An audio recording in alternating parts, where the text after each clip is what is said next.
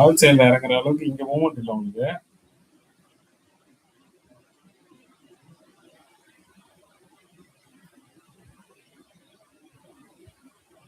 Right ஆரம்பம். ஓடி போய் ஓடிட்டு சீக்கிரம். புட்சைட் தான் நம்மளோட இலக்கு.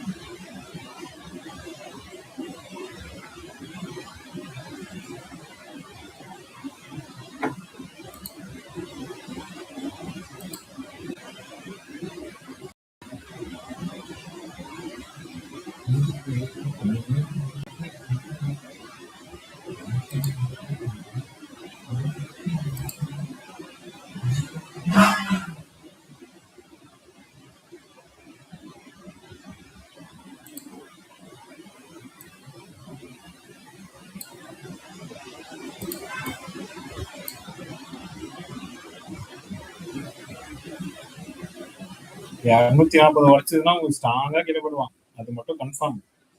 ஓகேவா? போறானா என்ன ஒண்ணும் நம்ம வந்து லேட் ஆகும், வேற ஒண்ணுமே கிடையாது. இதை மட்டும் உடைச்சிட்டானா அவ்வளவுதான், சல்லுன்னு கீழே போடுவான். மிஸ் பண்ணிடாதீங்க. உடைக்கிறானா நம்மளோட ஃபர்ஸ்ட் டார்கெட் அச்சீவ்டா. 247 உடைச்சது. 235 வாங்கினீங்கன்னா 247 அச்சீவ் ஆயிடுச்சா? அடுத்தது இது போறதுக்கு ரெடி ஆயிட்டு இருக்கு. ஓகேவா? நான் இவ்வளவுதான் சொல்ல முடியும். நிறைய பேர் கேக்குறீங்க, என்ன சார் நீங்க முன்ன பேர் சொல்ல மாட்டீங்கன்ட்டு. ஒவ்வொரு மெசேஜும் வருது எனக்கு, ஸ்ட்ரைக் வருது, யூடியூப் ஸ்ட்ரைக்ல இருந்து வருது எனக்கு. அதனால ஒவ்வொன்றுக்கும் நம்ம மெயில் அனுப்பி ரெக்கவரி பண்றதுல போதும் ஆயிடுது. அதனால இந்த அளவுக்கு தான் வந்து சொல்ல முடியும். ஓகேங்களா? போறானா 240 உடைச்சோடனே இப்ப பாத்தீங்கன்னா once it breaks strong selling pressure, இதையும் உடைச்சானா உங்களுக்கு நல்ல மூவ்மெண்ட் கிடைக்கும். மிஸ் பண்ணிடாதீங்க.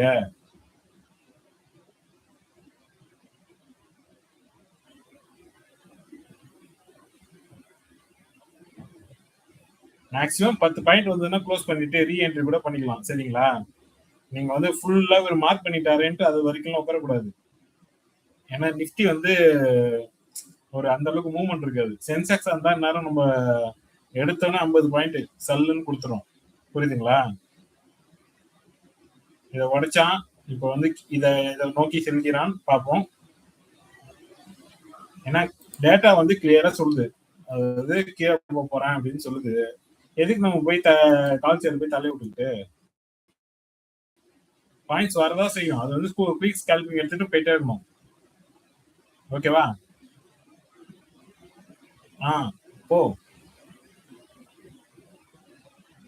ஓடு ராஜா.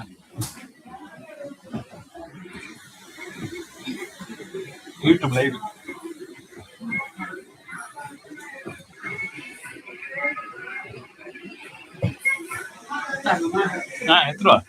எத்தனை சாத்தியம்.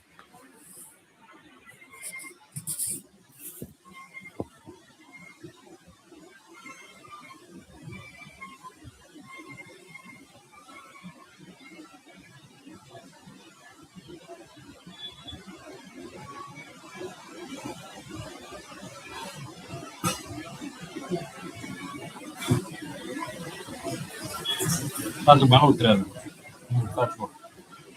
சாத்திருக்காரு.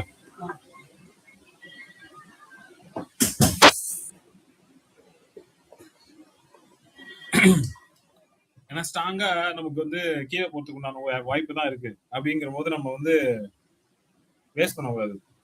ஓகேவா?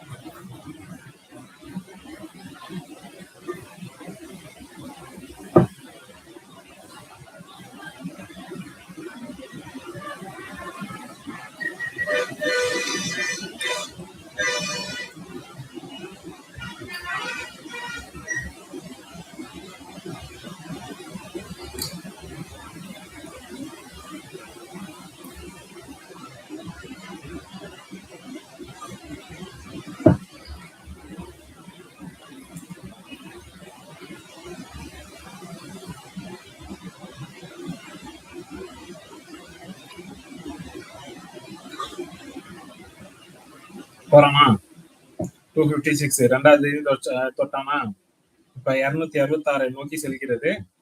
ஓகேவா? ட்ரியல் பண்றவங்க பொறுமையா கேப்சர் பண்ணிட்டு போயிட்டே